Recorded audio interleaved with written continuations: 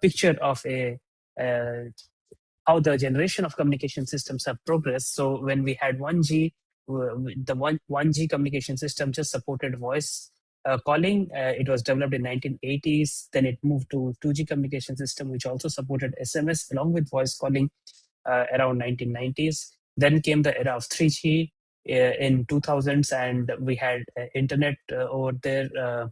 In those cell phones, we could, access internet. Then came 4G communication systems, which had a lot of other applications which would require internet, which came around 2010. And then now we are in the era of 5G communication systems, where it's not just about having internet in our cell phones, but we have a massive connectivity. We have the support of multiple users to be supported. We have not just in terms of cell phones, but we have other devices also getting connected to the network, 5G network, and so on and so forth.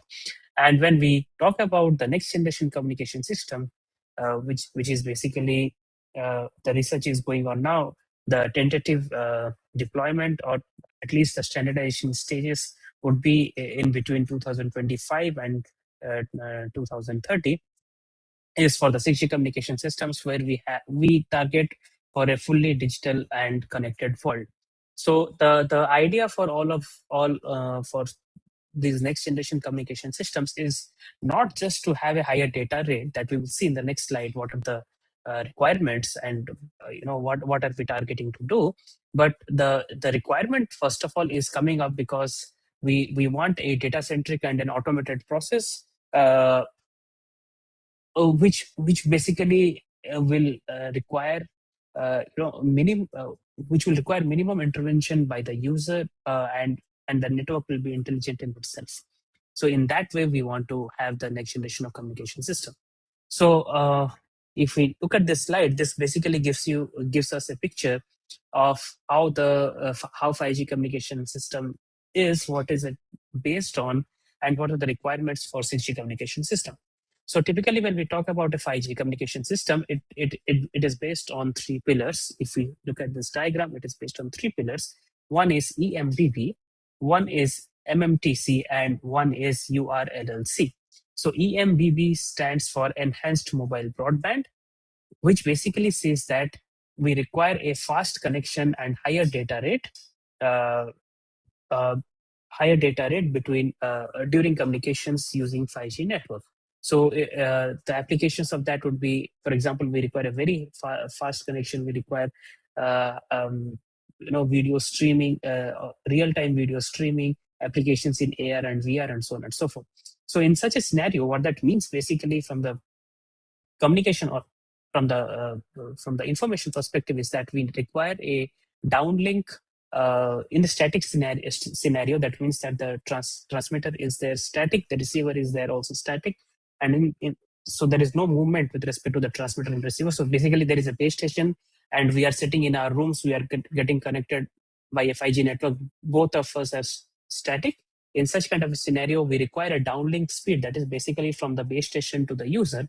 We target, or EMBB says that we require a downlink speed of 20 Gbps and an uplink speed, that is basically uplink data rate, that is basically the data going from the user to the base station of 10 Gbps. And if we have a mobility scenario, that means that the transmitter or receiver or both are in motion, or basically there is a relative motion between the transmitter and the receiver. In that kind of a scenario, we require a downlink speed of 10 Mbps and an uplink speed of 50 Mbps. That is the requirement when we talk about EMBB for 5G communication system.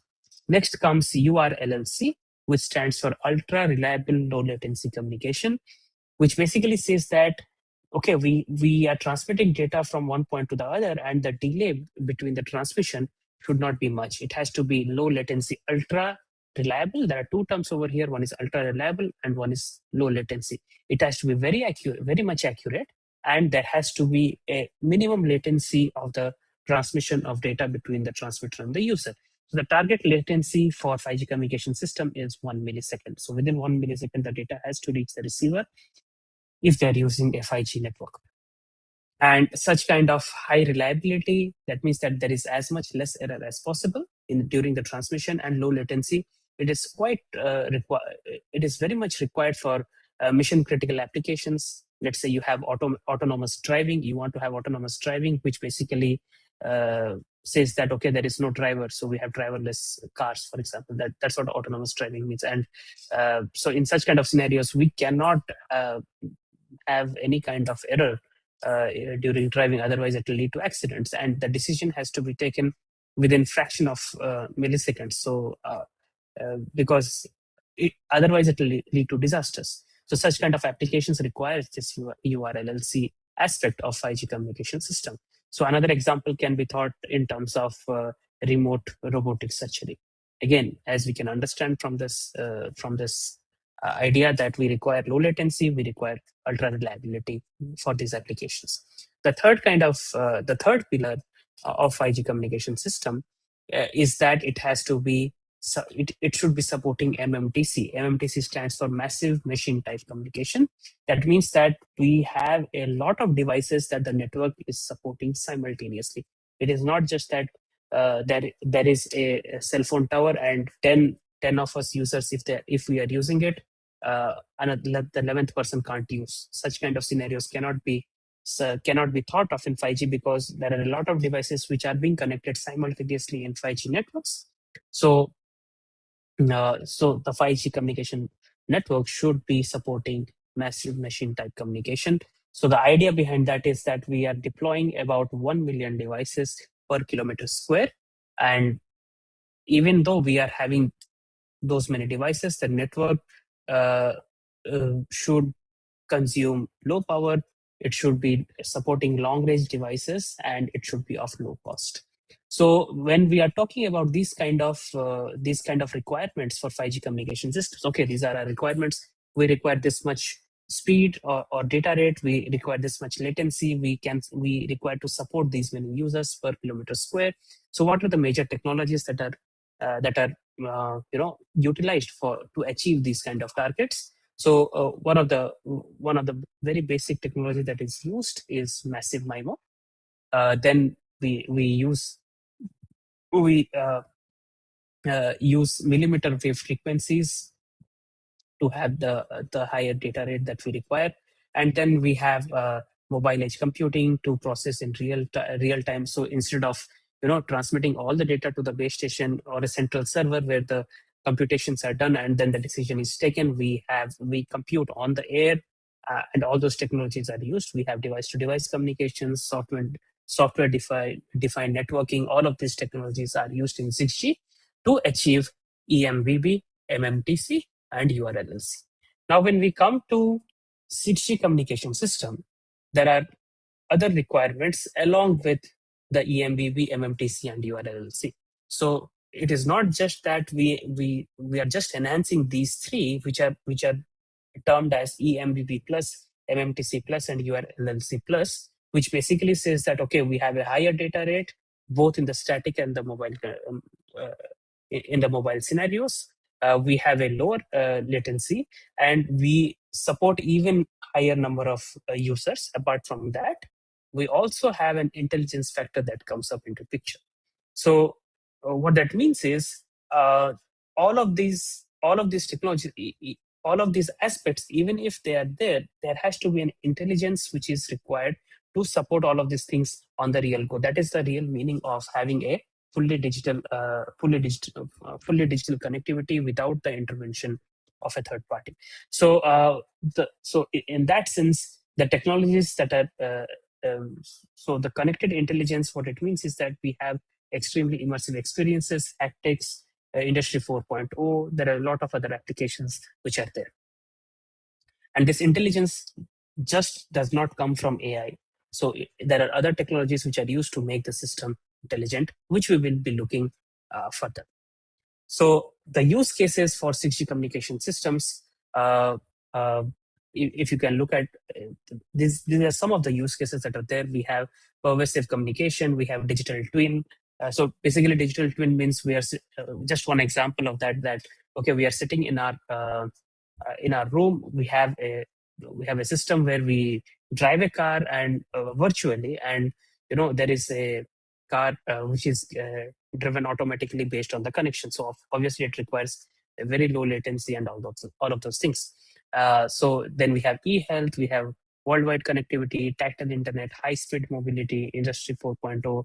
It has applications in financial world, and we have teleportation, smart self-driving cars, so on and so forth.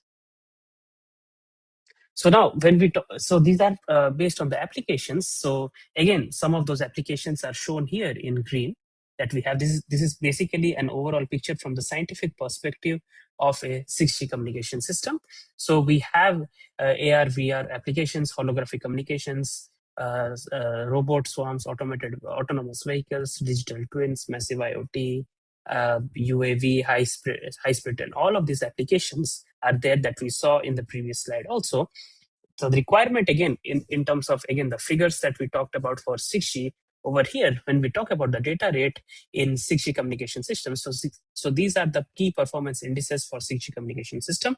When we have a 6G communication system, we require a data rate of 1 Tbps. That's the peak data rate, as compared to, if you remember, in the 5G communication system, we had 28 Gbps and 10 Gbps in the static. So the peak in all of these scenarios is 20 Gbps. However, here that becomes 1 Tbps, and so that is the peak data rate.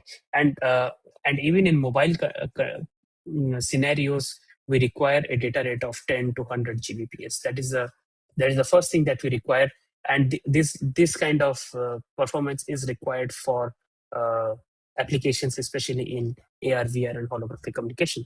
Then we require a concept of sensing. That means that, okay, we are going to transmit to the user. First of all, the transmitter has to know where the user is. It has to sense where the user is, and then it can communicate. So it has to accurately determine, specifically in mobile conditions, it has to accurately determine where my user is going to be. So the position accuracy, it has to in 6G communication network, which uses this sensing, the position accuracy has to be 50 centimeters indoor and one outdoor, and 1 centimeter indoor. So within one, so the error in determining the position should be within 1 centimeter in the indoor scenario, and 50 centimeter in the outer scenario. Similarly, we have capacity and coverage. So as compared to uh,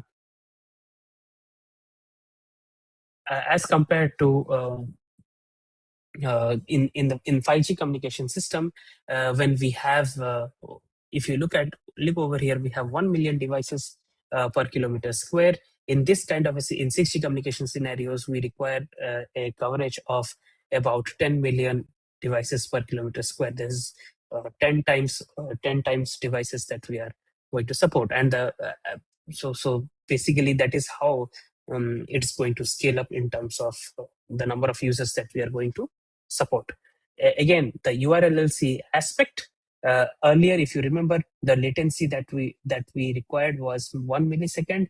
In 5G, that was the target. In 6G communication systems, it is 0.1 millisecond latency is what we are targeting.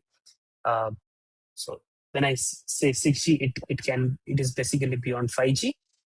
Why I'm saying in this way is because 6G communication systems, the standards have not yet been concluded. So, and the reliability, if you look at, because there are two aspects. One is low latency, one is high reliability. So the reliability is 99.999999%. That much accurate communications has to happen. And it has to also support mobile scenarios. So basically the transmitter and receiver, they are in a relative motion. And it can support, the communications has to be supported even with the relative velocity as high as 1,000 kilometers per hour. So basically, we are sitting in a high-speed train. Still, now what happens is when we are communicating in a high-speed train, our network goes up, goes down. We do not have constant network. If we are streaming a video, we don't have that. It breaks. But even though the train is moving slow, it is nothing compared to 1,000 kilometers per hour. But the target is that even though it is moving at 1,000 kilometers per hour, still we have good connection for communication system. So these are the key performance indices or KPIs that are required for 6G communication system.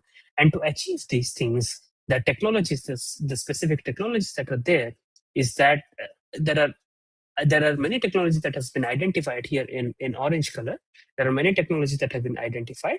So some of them are the use of sub-terahertz ultra-wideband frequency range, the use of ISAC, which is known as integrated sensing and communication, the use of ultra-massive MIMO. Instead of using just massive MIMO, we just tremendously or exponentially increase the number of antennas, the use of RIS, something known as RIS, reconfigurable intelligent surfaces, and the use of OAM or orbital angular momentum. And then we have connect and compute network infrastructure, uh, mobile edge computing. So these are the enabling technologies, and the challenges that are there in each of them is that when we're going to use sub-terahertz ultra wideband, the transceiver design and nonlinear RF hardware comes into picture, which uh, this is the technical challenge when it comes into picture. When we are using ISAC, the sharing of hardware and spectrum comes into picture. This is the major challenge. When we are using either ultra-massive MIMO, RIS, or orbital angular momentum, the channel modeling and estimation is the major challenge that has to be tackled. Please remember this specifically. I'll highlight which term we are going to, or which of these technologies we are going to discuss later. I'm going to highlight here, but yeah. So and when we are going to mobile edge computing, the protocols and crossfire optimization is what needs to be highlighted. So now coming into research aspect, these are the, once we have identified, okay, these are the technologies, these are the challenges that are there. What are the research topics or scientific challenges that needs to be addressed? I think this would make and this makes, so we are boiling down the problem to more identifiable problem that as researchers we can tackle. So when we are working with sub-terahertz ultra-wideband scenarios, the use of nonlinear signal processing comes into picture. We have to develop models for nonlinear signal processing and algorithms to deal with that. When we are dealing with ISAC, the major research goes into the signal or the waveform design for ISAC and the use of super resolution theory. And based on that, the performance matrices are devised and they are studied, and the performance is tried to be targeted to be improved with better designs for waveforms for ISAC.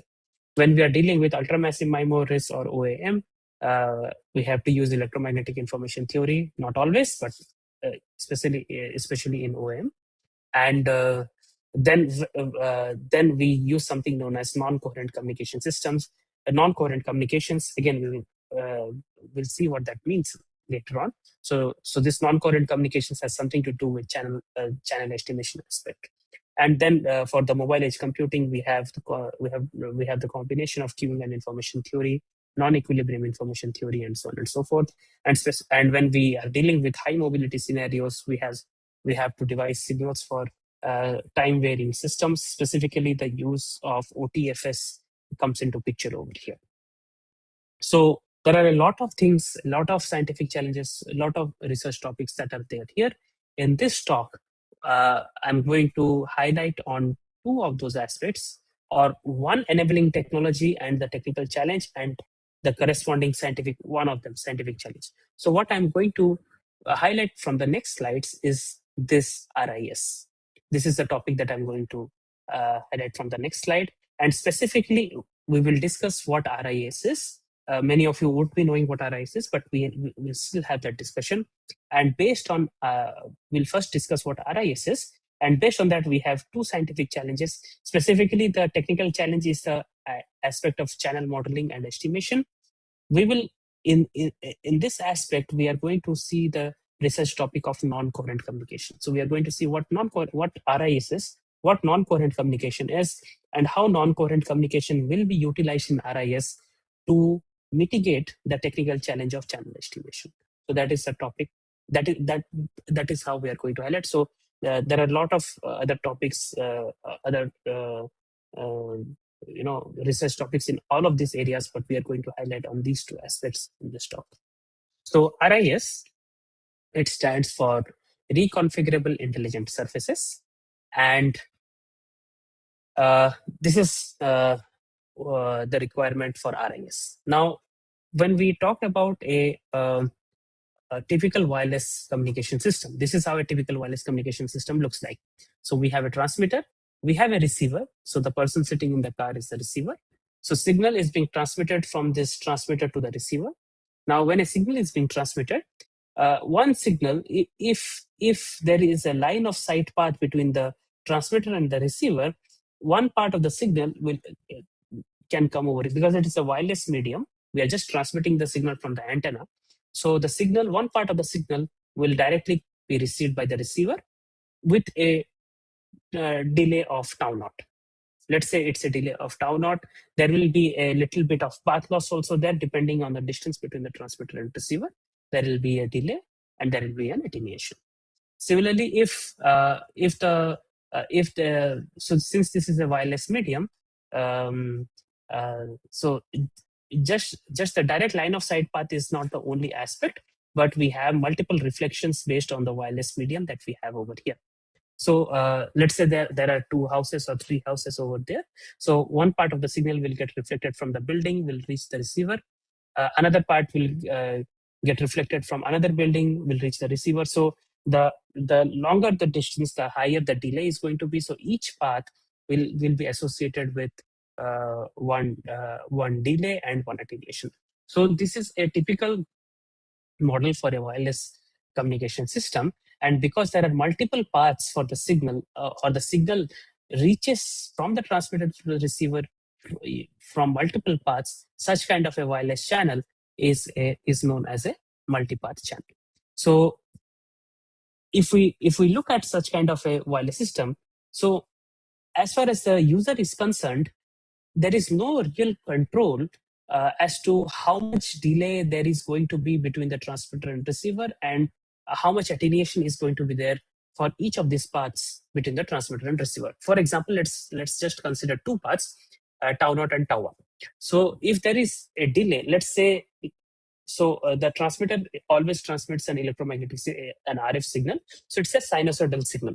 So say the transmitter transmits sinusoidal signal. One part of the sinusoidal signal reaches after tau naught. So if there is a time delay, correspondingly there is a phase delay.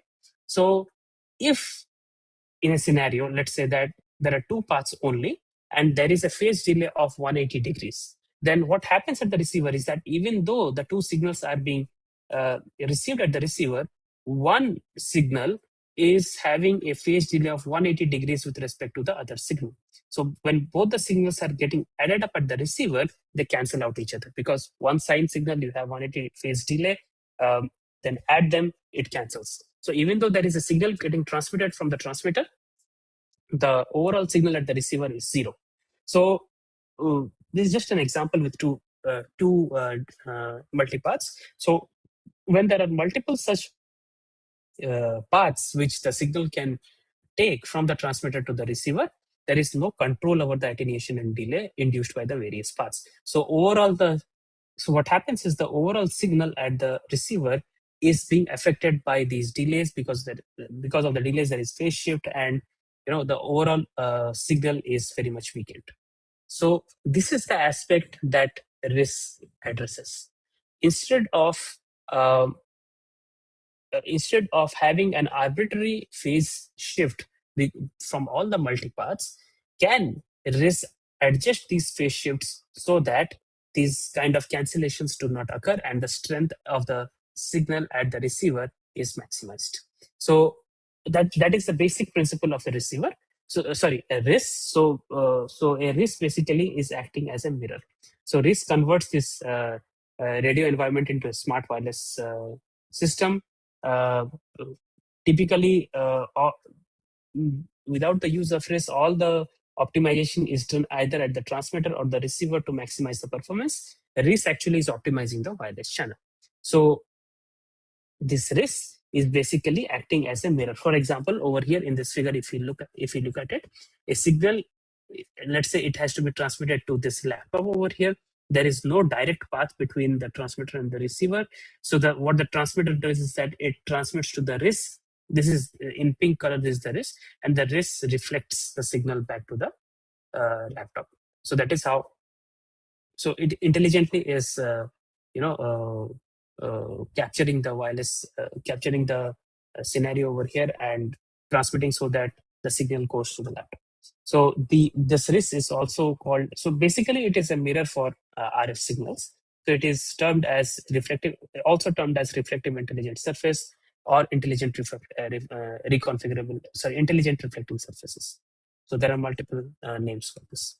So again, we are going to talk about the basic principle of this. So typically, when we are talking about a reflective surface, let's say a user is over here, and there is again, as I told, this RIS can be thought of as a mirror for signals. So a signal is coming over here, the user is over here, and since this mirror is like this, the signal gets reflected in this direction. Okay, and if we want the signal to be reflected in this direction, one solution would be to rotate this mirror such that the reflection comes over here. But this is, if we think about it, it cannot be practically done, because every time the user moves, every time this mirror has to be tilted, which is a arduous process. It's a painful process. uh, Basically, it is energy consuming. So instead of rotating the mirror, what can be done is, if we take a bent surface instead of a straight mirror, if we take a bent mirror, right? Then, so one solution would be to change the direction every time the user moves, or we bend the mirror so that the signal comes over here to the user. Again, however, if the user is moving to another direction, then the curvature has to be changed again, because what we see is that the reflection from each of the points is equal. That is why this problem is happening. So this whatever this aspect we are looking into, this is known as beam forming in wireless communications. So instead of doing that, what RIS or IRS, both are the same thing. What it is doing is, we need not take a bent surface. What we do is we take a straight surface, but we control the reflection at each of the points in this mirror. Okay, again, mirror for it's not a mirror, it is mirror for RF. So what we do is we control the reflection at each of the point of this RIS so that the signal is focused. So even if the user from this point it moves to another point, we just control the reflections at each of the points again, so that the signal can be targeted to the new position of the user. So that is basically the function of a RIS. So this RIS basically, again, as it consists, so to reflect. So as we saw that it has to control the reflection at each of the points. So it's a two-dimensional structure. Each of the points, those are basically metamaterials that are used. They are passive scattering elements. They're just scattering elements. So basically, signal comes, and each of the metamaterials scattered to a particular direction in this reconfigurable intelligent surface. Yeah. So the reflection, basically it controls the phase shift. It alters the phase shift in each of the direction, and that is how it happens. So again, let's say we have two scenarios over here.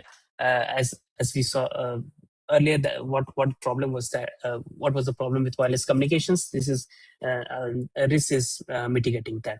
So let's say we have a user. Transmitter is transmitting the signal. There is a path between the transmitter and the user, and we saw that that path is a multipath signal, so that the signals can be cancelled out. So what it does is that the transmitter also transmits to the RIS, and the RIS transmits back based on the phase shifts of the channel. We'll again see mathematically how that happens a bit later. It shifts the channel so that the signal at the user is added up instead of cancelling out. So such kind of a application is a energy focusing scenario for a single user. That is what we want. Let's say there are two users now. We want a signal.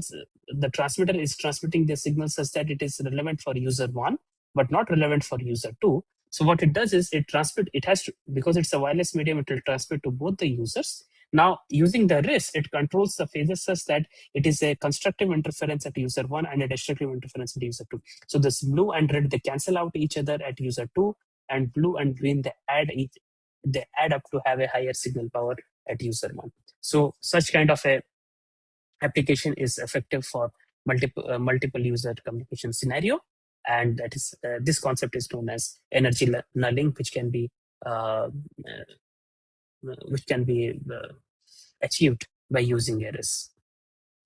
So based on that, there are various applications in wireless communications for RIS. We have RIS for enhanced cellular networks beyond 5G. This is a very broad picture. It can be used for mobile edge computing. It can be used for something known as SWIFT, which is simultaneous wireless information and power transfer.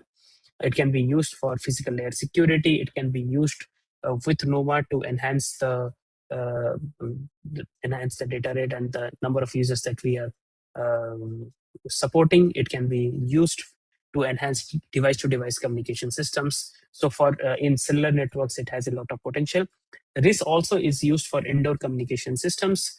It can be used with Li-Fi. It can be used with millimeter wave communications. It can be even used with Wi-Fi networks to reach places where Wi-Fi directly cannot reach. So all of these scenarios, all of these applications are also there for RIS for indoor communication systems.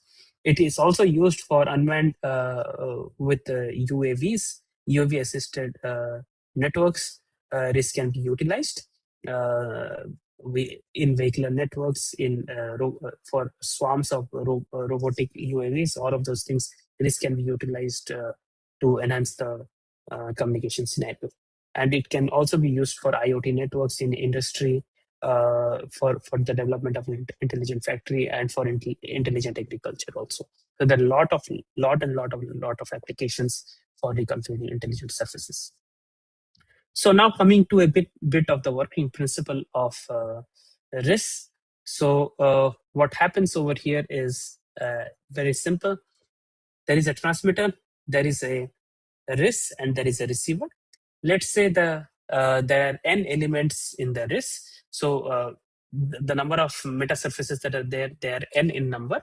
So if you can think of it, there is a channel between the transmitter and the first element, the channel between the transmitter and the second element, a channel between the transmitter and the third element, so on and so forth between all the elements.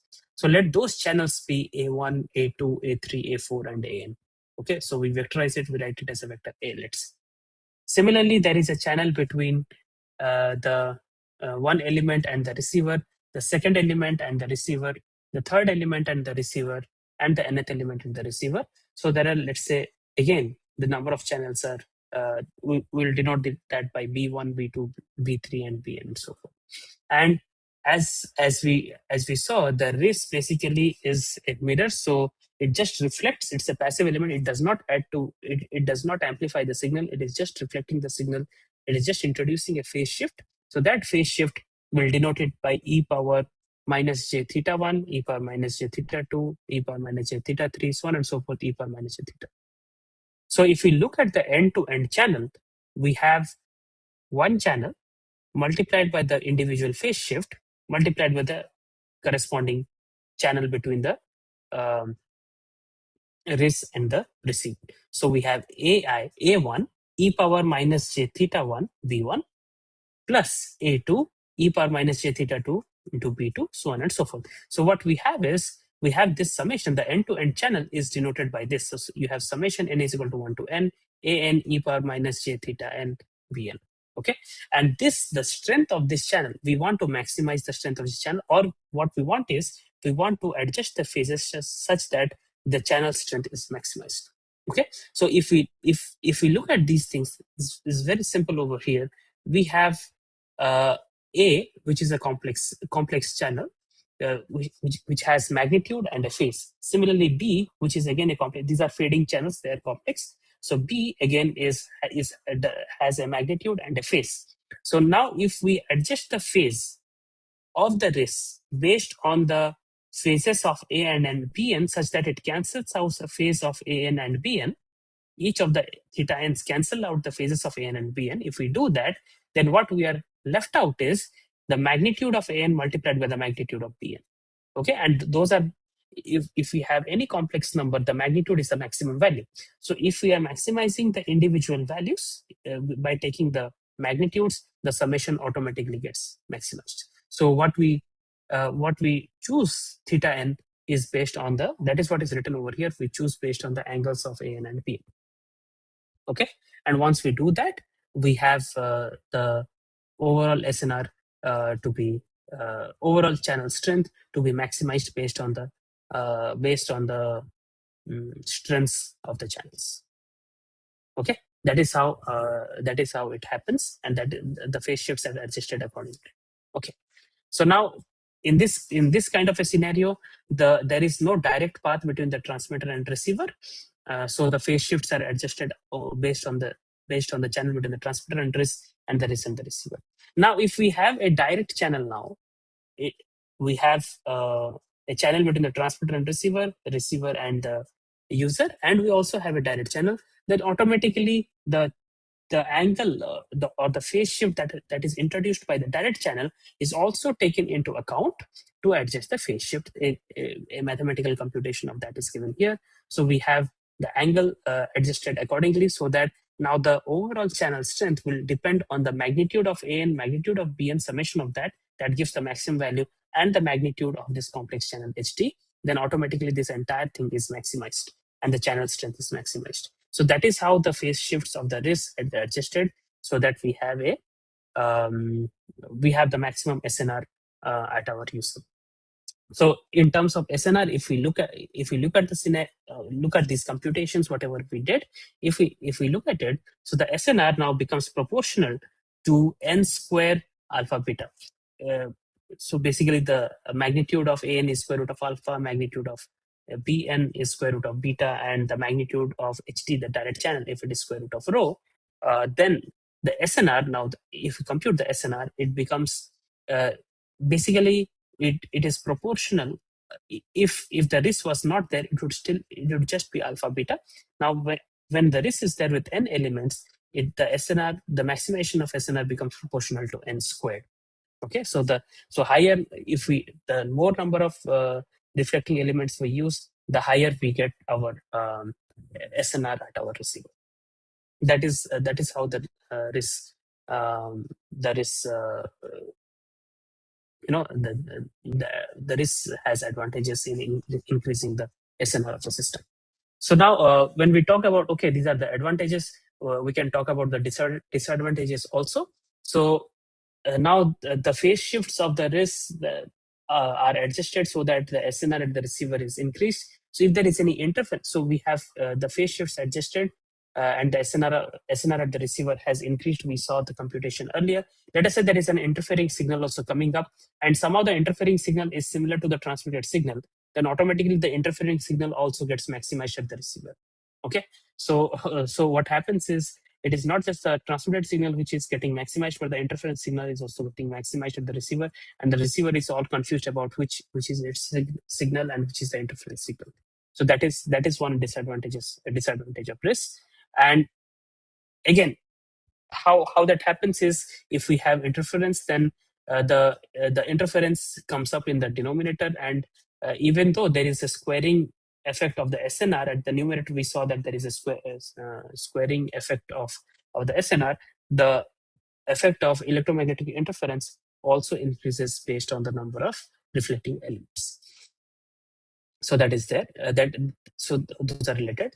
And another thing is that we have we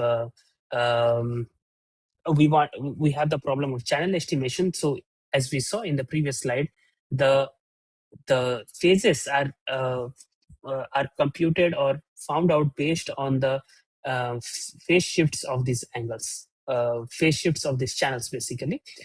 So that means that the RIS has the knowledge of these angles, otherwise it cannot adjust. So basically these angles are of the channel. So what that means is the RIS knows what the channels are, the RIS knows what the phase shifts are, and the computation of that is a headache. Okay, so as the number of elements in risk increases, the estimation problem also increases. So it becomes a big problem every time the uh, estimation has to be done of the channel, pilot symbols have to be transmitted, it becomes a big headache. And that is something that we are going to talk about next, how to solve. So let's say the user is here, there is a specific channel, the risk is adjusted, the user moves somewhere else, the channel changes, the risk has to be the channel estimation has to be done again, the risk configuration, the phase shifts have to be adjusted again, and it becomes a very big problem for risk. And another thing is that this has not yet been compatible with technologies like OFDM. Now research has come up which is using RISC for OFDM also, but there are a lot of challenges again because of this channel estimation problem that occurs. At this point, if there are any questions based on RISC, the concept of RISC, I would be happy to take them, and then I'll move to the next concept if there are any questions over here now.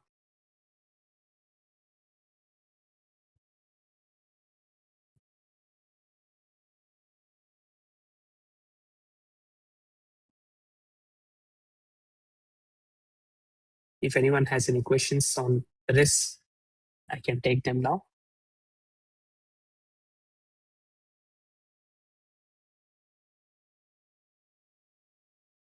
Or any of the things that you want to talk about.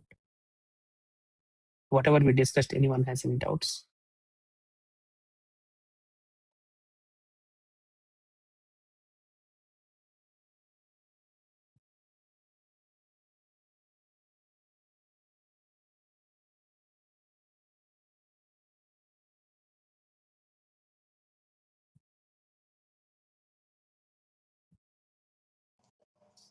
Okay, so there is a question regarding how we can apply machine learning to risk. So one, as we saw, that one of the main things what we are doing in risk is that we are adjusting the phase shifts. Okay, so now when we have multiple users, the and let's say a very simple example is that we want to minimize the interference of one user with respect to the other user, and the phase shifts have to be adjusted accordingly. So that problem comes up as a optimization problem where we want to maximize the data rate or the sum rate for all the users, and we want to minimize the interference of one user over the other user. Okay, so such kind of constraint optimization problems are typically solved. They are typically non-convex problems. The idea is that we want to find the optimal phase shift of the risk, which achieves a high data rate and minimizes the interference. It's an optimization problem. They are typically solved using convex optimization techniques. We convert the non-convex optimization problem to convex optimization problem, and then we try to solve them. But again, those are optimization techniques. There, we can use machine learning to do that. I hope that answered that question. The next question is is there any difference between reconfigurable intelligent surface and reconfigurable intelligent meta surfaces? No, there is not. They are basically the each surface that is reflecting, that is a meta surface. Okay, so they are basically the same, if that answers the question. Next question is how to adjust phase shifts if we want to steer beam to two users simultaneously. Again, yeah. So again, that is the same thing that I was explaining earlier.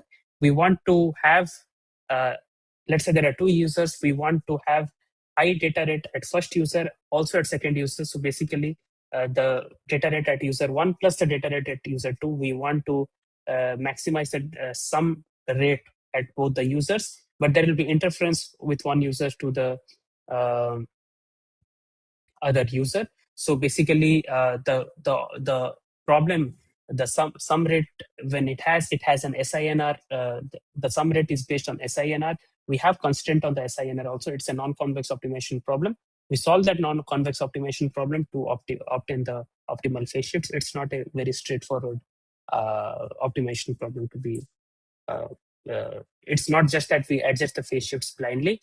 That optimization problem has to be solved, and that is how the phase shifts are there. There are research papers based on this concept. A lot of research papers are there to find out better optimization techniques to adjust to have optimal phase shifts to support multiple users. Okay, there is one more question. How RIS helps in MIMO antenna design? RIS is supporting MIMO communication system.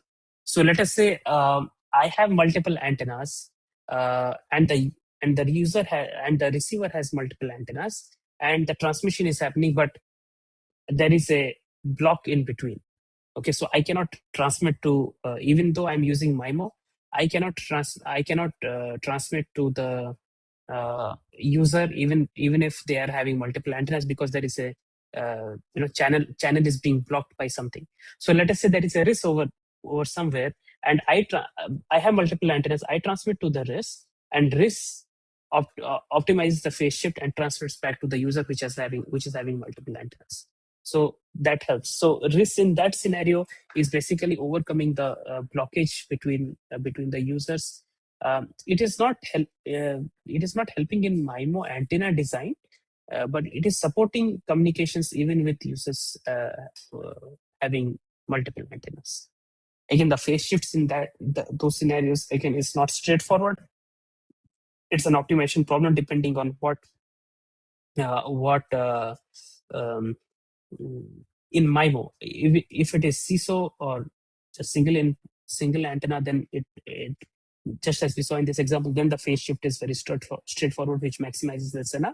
But in MIMO, it depends on what parameter we want to optimize. Based on that, the phase shifts are designed. I hope this answers the question.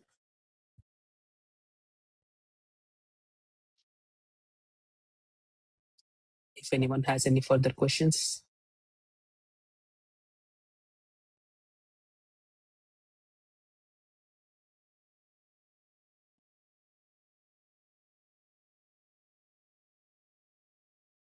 Okay, so no further questions, I guess, at this point of time. Let me move on to the next aspect.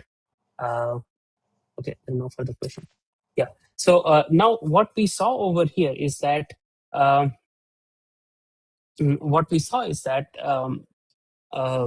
RIS, if the phase shift has to be adjusted, in whichever way we are adjusting the phase shift, if the phase shift has to be adjusted, it is dependent on the angles of the wireless fading channels that we have, or the phases of the wireless fading channels that we have. So now if we want to have the phase shift information at the RIS has to do something to achieve that knowledge of the phase, knowledge of the channel. So it has to do something known as channel estimation. It transmits so the pilot symbols are transmitted. Typically, the phase shifts of the RIS are controlled by the transmitter. The transmitter has a control. If you look at these figures, you see this. There is a RIS controller over here. This controller is there at the transmitter end. The transmitter, via this controller, it adjusts the phases of the RIS. So basically, the signals have to be transmitted. The transmitter has to attain the knowledge and adjust the phases accordingly. Okay, so this is an arduous process. So the problem of channel estimation, even either at the RIS. So please understand there are two aspects of channel estimation over here. The user transmits pilot symbols to the transmitter. Okay, the transmitter guesses or estimates the channel, and based on that channel, it takes up the phases and adjusts the phase shifts of the RIS. That is one aspect. Another aspect is that at the user, to decode the information, again, the transmitter now has to send pilot symbols. The user has to estimate the channel, and based on that, it uses something known as an ML receiver structure. Okay, if you in wireless or in digital communication system, ML receiver structure, map receiver structures, these are These are typical receiver structures that are used. These are the optimal receiver structures basically.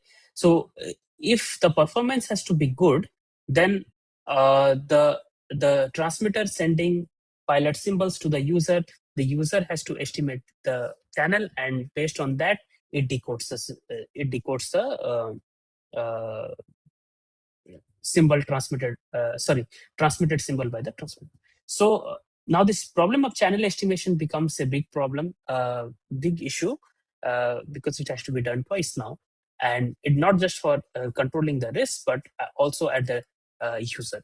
So to tackle that, there is a concept which is known as non-coherent communications. If you remember in the first slide, we talked about risk, and in risk, we have something known as non-coherent communications, which has to be taken care of.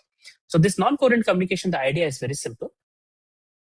Non-coherent communications functions without the knowledge of the channel and the receiver. Okay, so the receiver does not have to have the knowledge of the channel to decode the symbol transmitted by the transmitter. So very simple understanding over here. If the transmitter is there, receiver is there. If the receiver has knowledge of the channel, it can decode the data better, right? So, so as you know, very simple thing. Let's say, okay, how about this example? Let us say some people are there here listening to this talk. You have very good knowledge on wireless communications. Then you will understand these fading.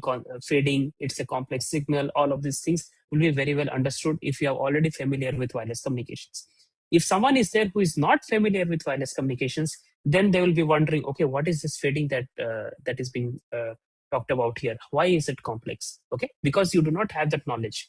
So similarly, if the transmitter and the receiver is there, if the receiver has the prior knowledge of the channel, when the transmitter transmits data, the receiver receives it better with better understanding with less error. However, if there is no knowledge of the channel at the receiver, the performance is not that good. The performance is poorer. Of course, even if that is done, there are certain advantages of this, even of not estimating, of not knowing the channel. Now, the problem of knowing the channel, the technique of knowing the channel at the receiver is the problem of channel estimation. Very simple. I have already told about this earlier. So the receiver knows about the channel, or the transmitter knows about the channel to adjust the phase shifts of the risk. All of these things are done by channel estimation. So in one hand, the channel estimation is done to adjust the phases of the risk. On the other hand, the channel estimation is done at the receiver end so that a receiver structure can be designed. Now, if the receiver is having the knowledge of the channel, such kind of a communication system is known as a coherent communication system. Okay, it does the channel estimation. It has the knowledge of the channel via which the symbols are being transmitted. Such kind of a communication system or such kind of a receiver is known as a coherent receiver. Now, on the other hand, a non-coherent receiver is the one which does not have the knowledge of the channel. It does not estimate the channel at all. Such kind of a communication system or such kind of a receiver is known as a non-coherent receiver, and such kind of a communication system is called as a non-coherent communication system. Now, when we have a coherent communication system, the receiver has the knowledge of the channel. It performs better as compared to non-coherent communication system. The error in transmission or the error in reception is going to be less in a coherent communication system because the receiver has the knowledge of the channel.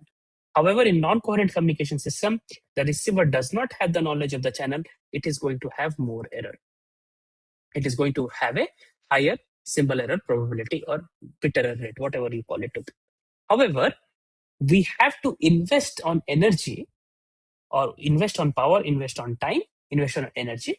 Okay, all of those things to estimate the channel at the receiver. We have to have extra hardware. We have to have extra time. We have to invest power on that. All of those things have to be taken into account so that the receiver can estimate the channel and it can use for the decoding. However, in the non-coherent communication system, since we are not estimating the channel, we don't have to use that time. We don't have to use that hardware. We do not have to use that energy. All right. So there is coherent communication system. There is non-coherent communication system. The performance of coherent communication system is better as compared to non-coherent communication system. However, the hardware and power requirement of non-coherent communication system, it does not require that much hardware, it does not require that much power as compared to coherent communication system, because it saves on the energy and time that is required for estimating the channel. Okay, so there is a trade-off over here with respect to performance and with respect to the hardware conditions. All right. So in the case of 5G or 6G communication systems, the coherent communication system, since we require better, it takes up higher power.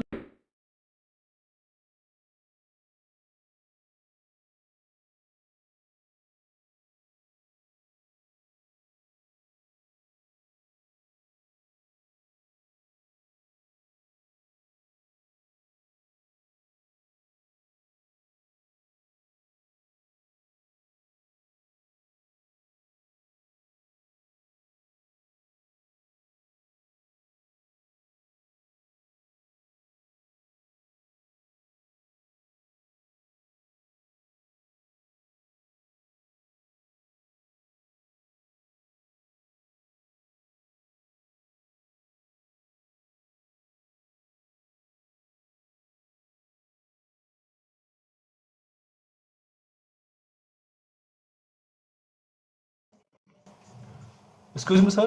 Your voice is not audible, and the screen is not showing.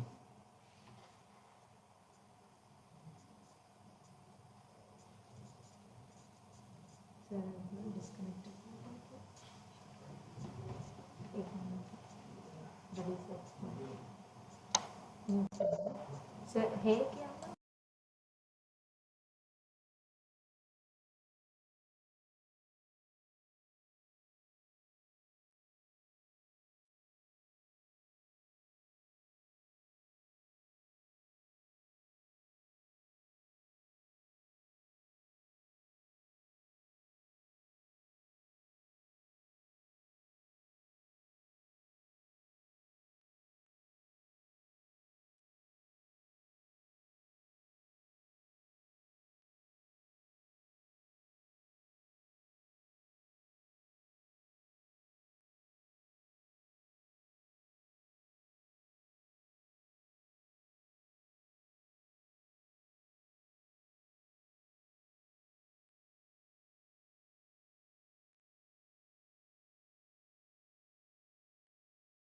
Sorry, does this get disconnected after 1 hour?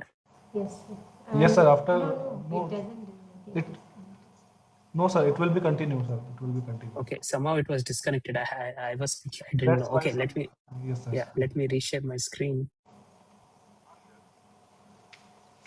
Sir, Yeah. hold on. Hold on. So is my screen visible? Yes, sir, visible. Okay, thank you. So I don't know till what point I spoke and it got disconnected. So anyway, let me reframe from where I left off.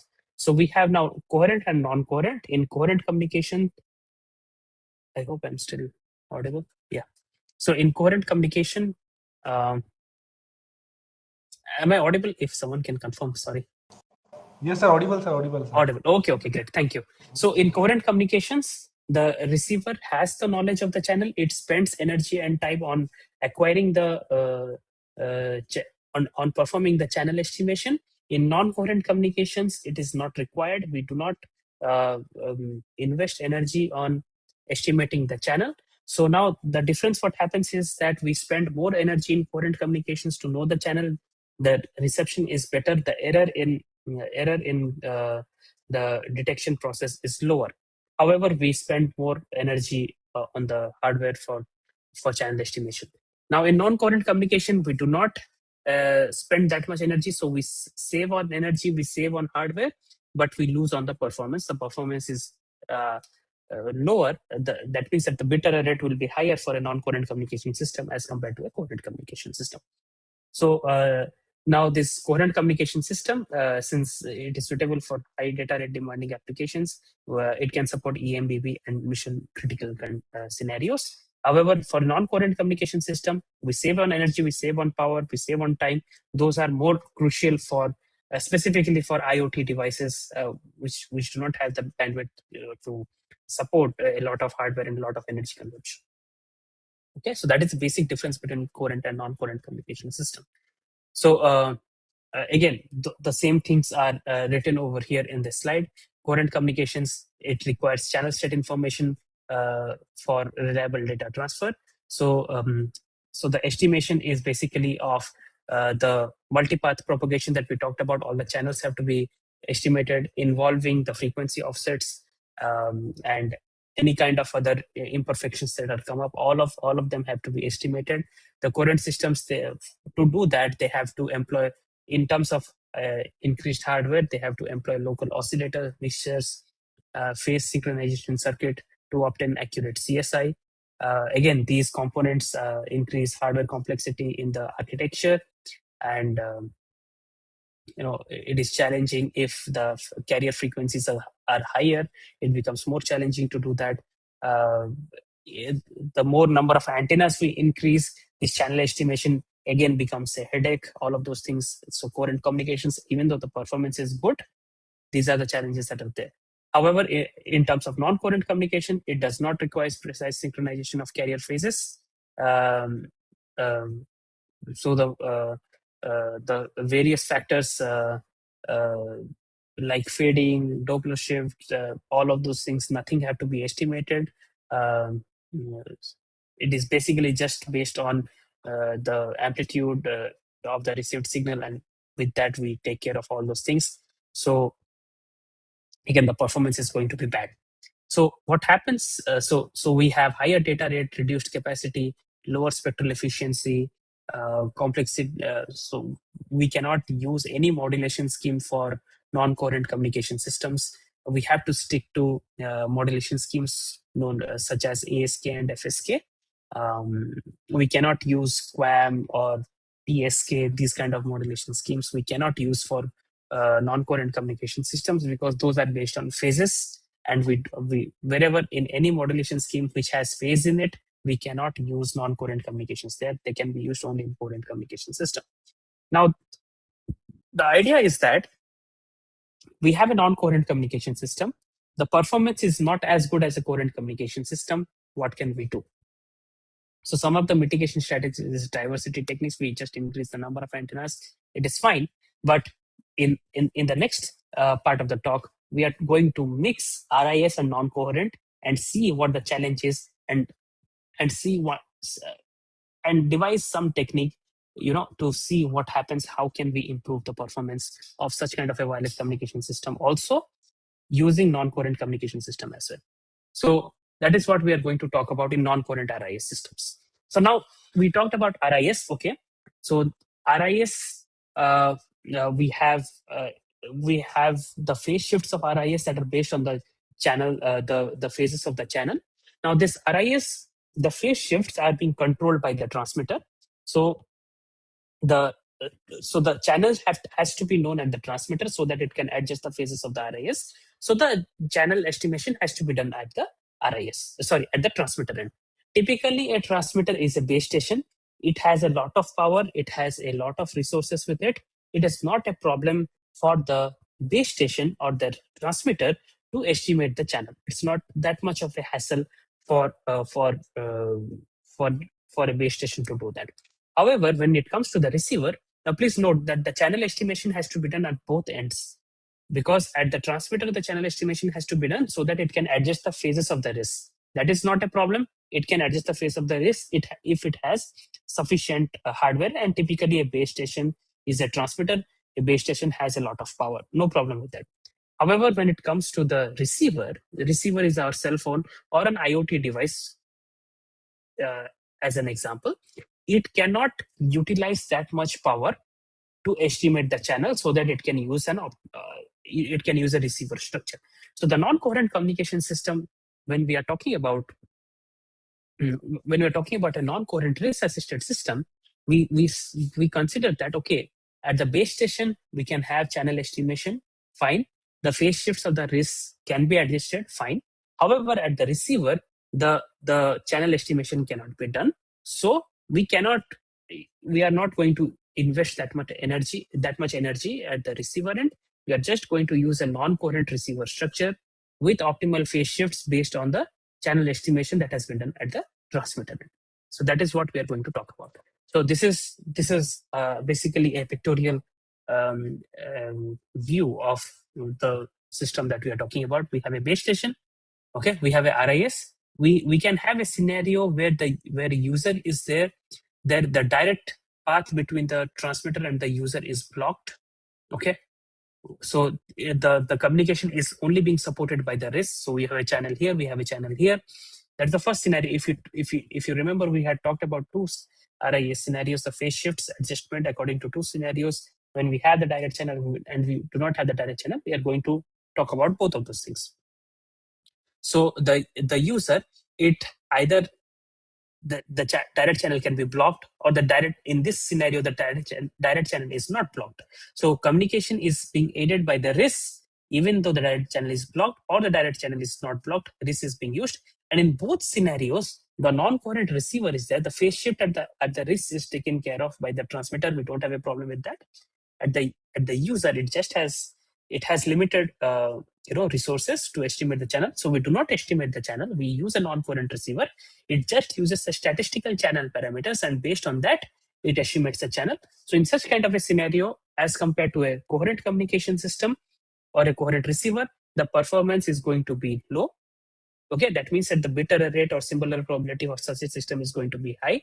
And we have now the challenge is that we have to design our transmission scheme such that we tackle this problem of high bit error rate or high symbol error probability.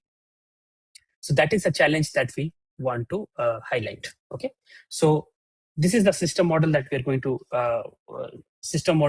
going to see. We are going to in this talk very briefly. I'm not going to delve into the mathematics of all of these things a lot.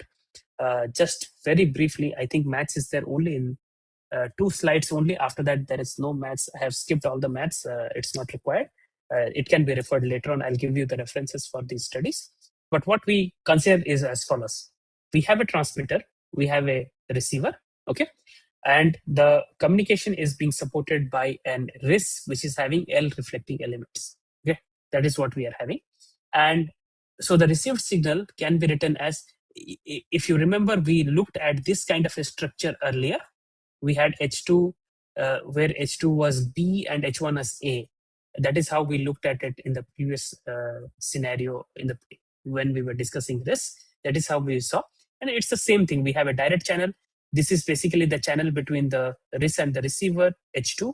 H1 is the channel between the transmitter and the RIS. And we are transmitting the symbol S, and N is the additive white Gaussian noise. That is what we are taking. So typically, if we look at this kind of a diagram over here, when the direct channel is blocked or it is not blocked, whatever it is, so we see that the communication is being supported by RIS. That means that there should be a line of sight path, a prominent line of sight path between the transmitter and the RIS, and a prominent line of sight path between the RIS and the user, even though the direct channel is blocked or not blocked. So to model that, we take the channel H1 to be please, if you are not familiar with this kind of a notation, that is fine.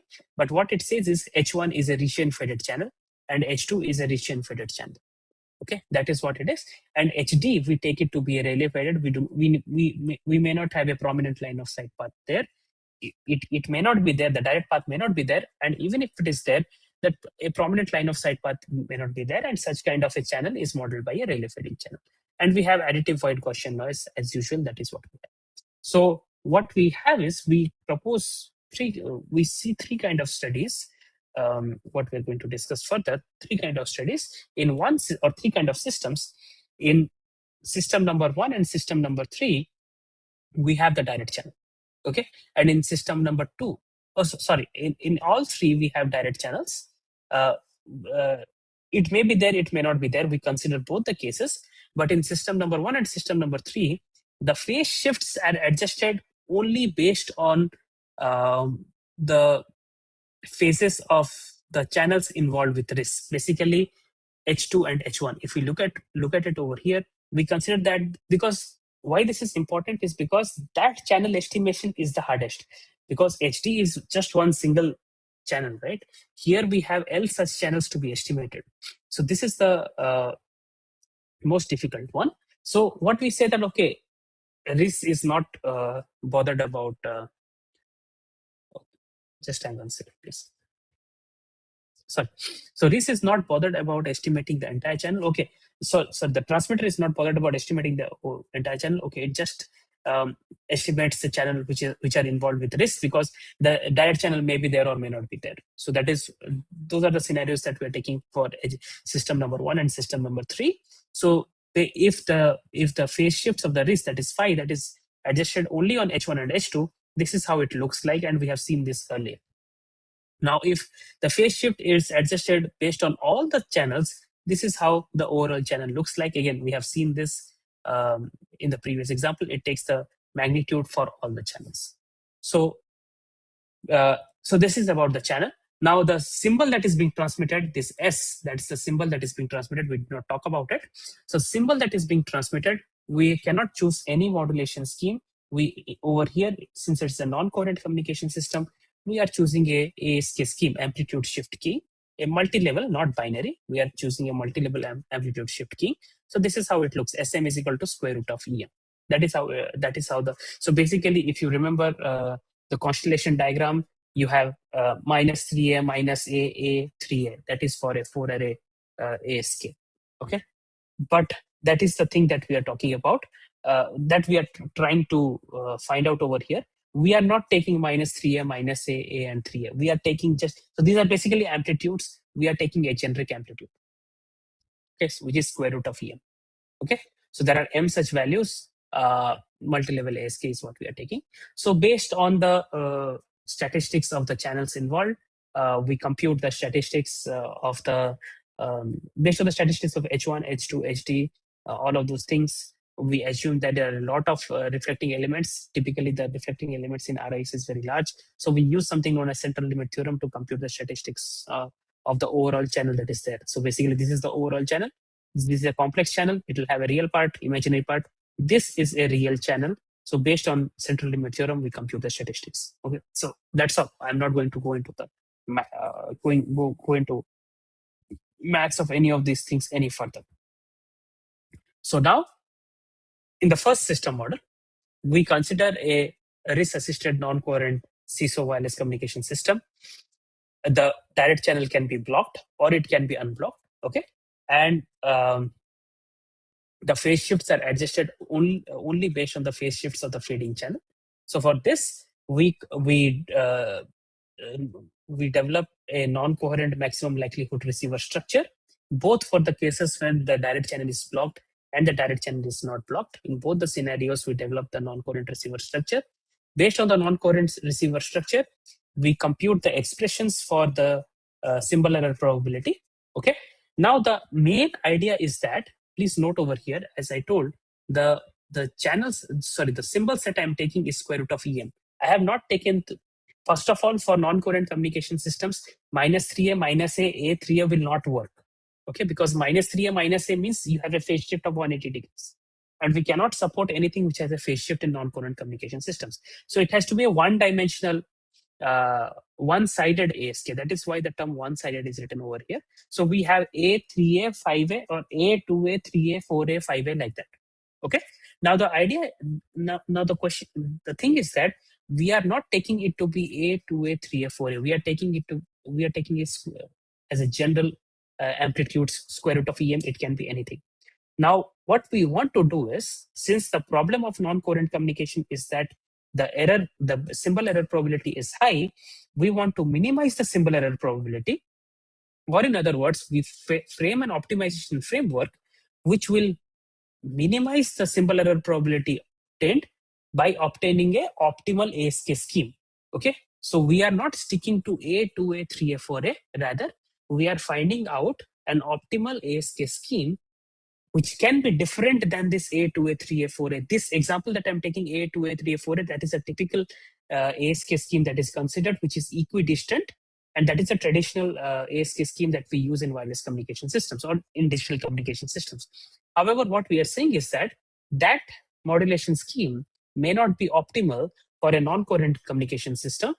Can we find a better transmission scheme which will minimize the symbol error probability? So we formulate an optimization problem, and this is common for all the receivers that we talk about further.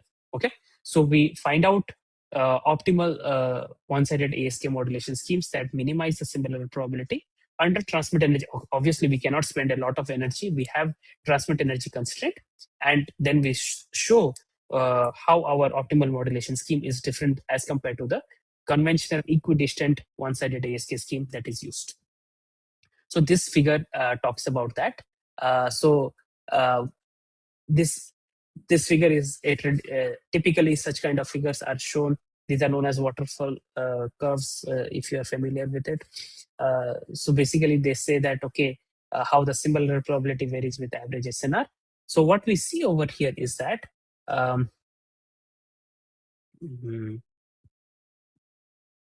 yeah. So the basic idea over here is that if you so what we see over here is that the optimal modulation scheme. So yeah, so please look at the legend over here. So let's either consider the blocked scenario or the unblocked scenario. Very simple. Let's not consider both. Just consider any one of them. Let's say blocked scenario. So we have two computations over here. So this is a blocked using traditional ASK scheme, and this kind of line shows blocked with optimal modulation scheme.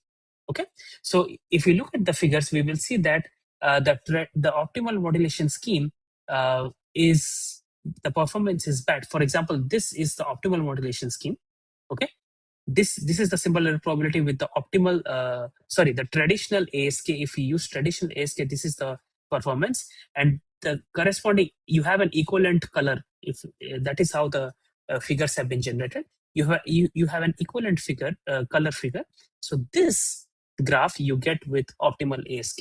So the performance, the symbol error probability, it is first of all bad because we are using non-coherent. We are not using a coherent communication system. But even in coherent, we are finding out the optimal ASK scheme, which will minimize the symbol error probability. So this one is with the traditional ASK. This one is with the optimal ASK.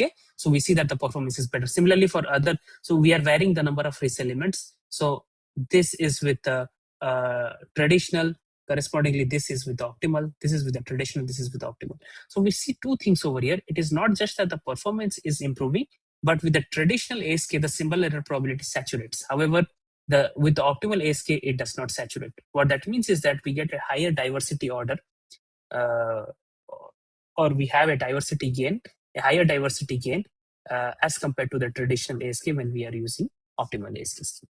So we are talking about the traditional optimal. This is how it looks like. So if you look at any of the figures, just to differentiate between the modulation schemes, the blue ones, the blue circle, they are showing the traditional ASK scheme. Okay, so you see that, okay, this one is there, this one is there. So the gap between the first and the second and the third, and the third and the fourth, they are the same. However, when you are going for the optimal ASK scheme, the red ones, you see here the gap, here there is a different gap, here there is a smaller gap. Okay, so this is the optimal modulation scheme. This is the optimal ASK scheme, which is obtained for such kind of a study.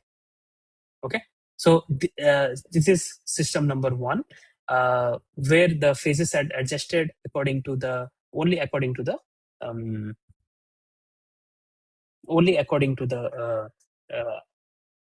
channels within the RIS. Now we have another system where the study is similar.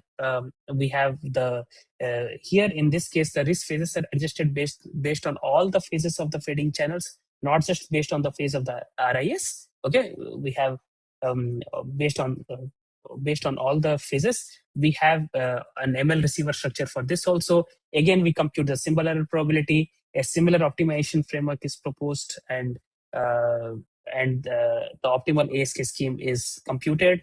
The maths and all of those things are there in the papers. So you can refer to them anyways. But this is how, again, the results are going to be similar. You have a traditional, I think this figure will be better to look at. It is less congested. Just compare the blue ones. That is for L is equal to 32. All right, that means that we are having 32 risk elements. So if we use a traditional ASK scheme, it saturates. When we have an optimal ASK scheme, it doesn't saturate, and the symbol error probability is lower.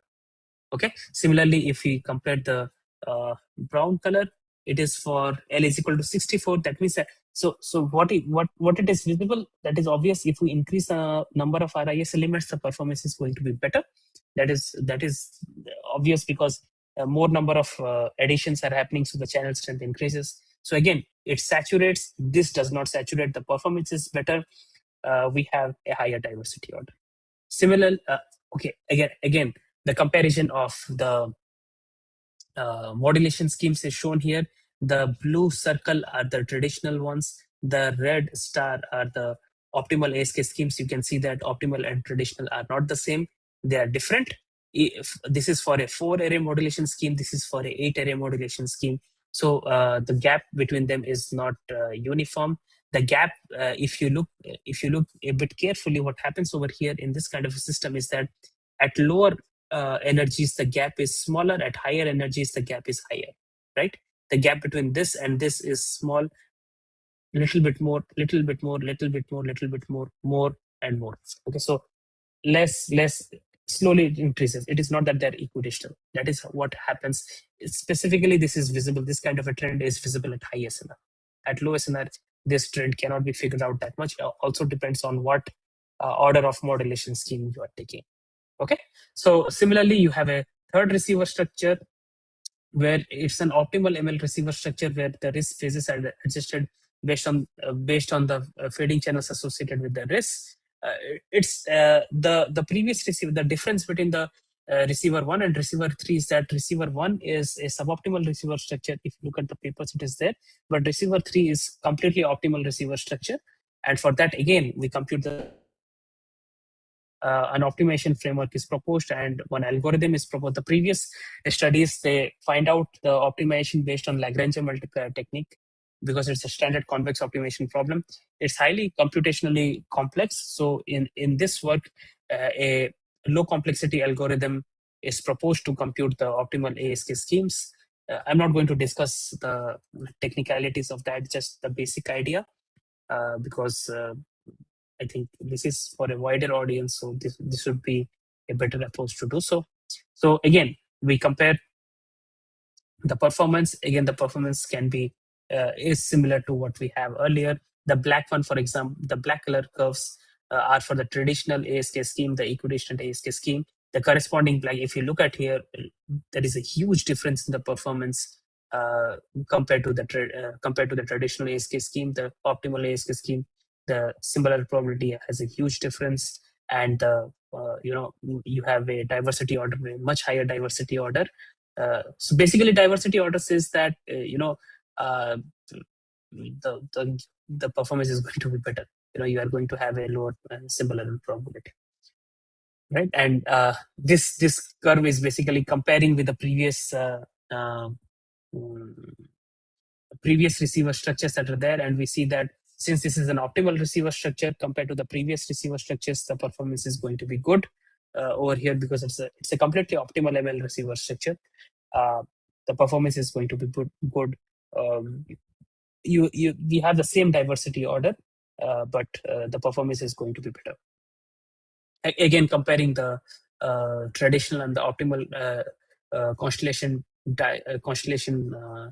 diagrams. The red one is the traditional. The blue star one is the color code is a little bit changed.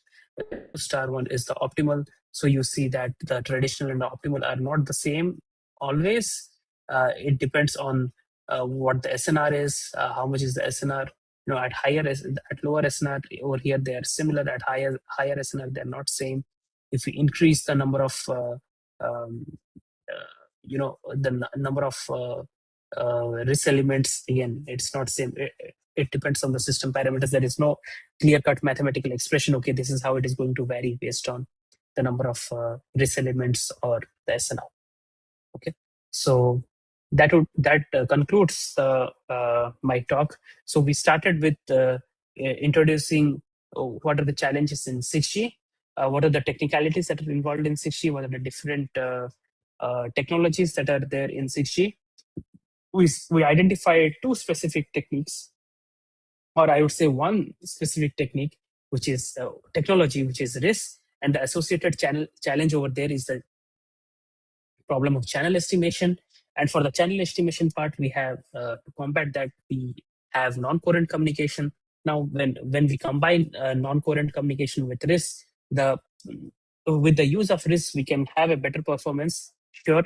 But even with that, can we do some kind of novel modulation design which improves the performance? That is what we saw.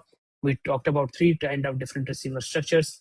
We computed the symbol error probability, formulated an optimization problem, solved it, and then saw that okay, the symbol error probability can be reduced. We can have optimal ASK schemes or optimal ASK modulation. It's a new modulation basically, which improves the symbol error probability. It reduces the bit error rate for such kind of a system, and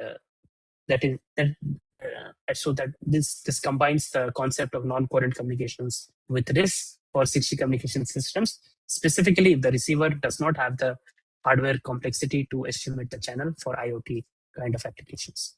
So more details can be found in these papers. Two are very recent. One has been published in IEEE Translations on Green Communication and Networking. Another has been published in IEEE Wireless Communication Letters. The third receiver structure basically is this one. The first receiver structure is the first paper, and the second receiver structure has been published in ICC last year. Oh, sorry, earlier this year, International Conference on Communications. So yeah, so so the work has been done by my BTech student Sambit Mishra. He had done the work which was published, and this work has been done by my MTech student Jiva. So yeah, big thanks to them to complete this work and get it published. So thank you. That concludes my talk. If anyone has any questions, I am open to take them now.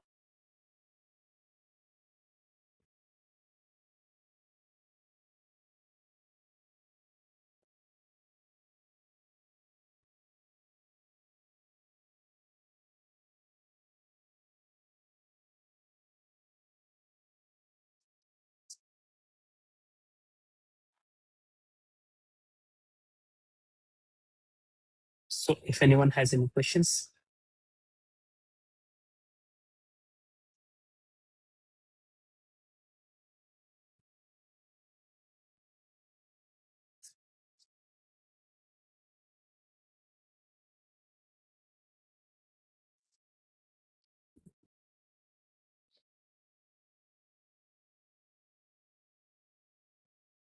Any question or do really doesn't matter. I know it got a bit heavy later on, but it gives an overall picture of non-coherent communications with this.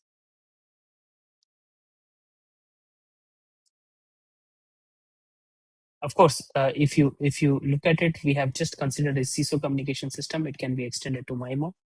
The idea would be similar. The optimization problem would be a bit complicated, but it can be solved.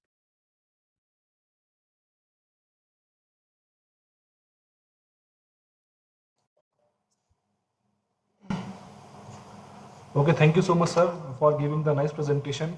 And I truly appreciate your effort towards this faculty development program. And I suppose all the participants and faculties get benefited for your in-depth knowledge of 5G and RIS based communication. So I really thank you so much, sir. Thank you. If anyone has any further questions, you can always reach me out on my email ID, and yes, I'll sir, be kindly happy to share the answer. email ID on the chat box so that participants get in touch. So this is my email ID. Yeah, so that's my email ID. You can always reach back to me for further questions. Okay, thank you so much, Thank sir. you. Okay, sir. Thank you very much.